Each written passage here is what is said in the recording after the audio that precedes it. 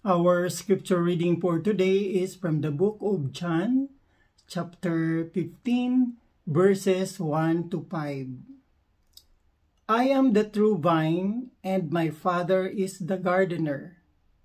He cuts off every branch in me that bears no fruit, while every branch that does bear fruits, He prunes so that it will be even more fruitful.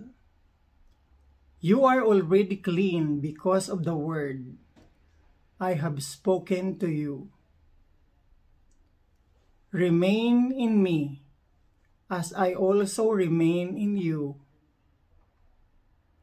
No branch can bear fruits by itself.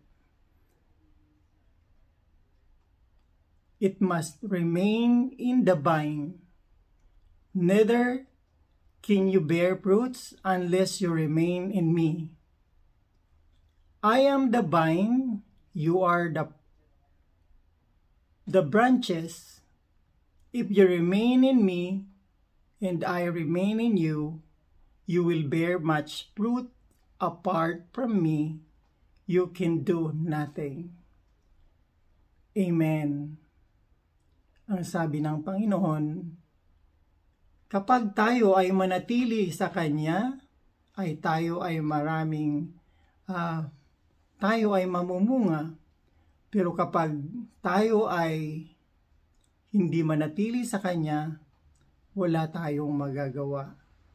Kaya si Jesus, siya ang puno, tayo ang mga sanga. Kaya dapat, kung tayo ay sanga ng Panginoon, dapat tayong manatili lamang sa Kanya. Dahil ang sabi nga niya, if you remain in me, and I remain in you, you will bear fruits. So, ibig sabihin, manatili tayo sa Diyos. Manatili lamang tayo sa Kanya.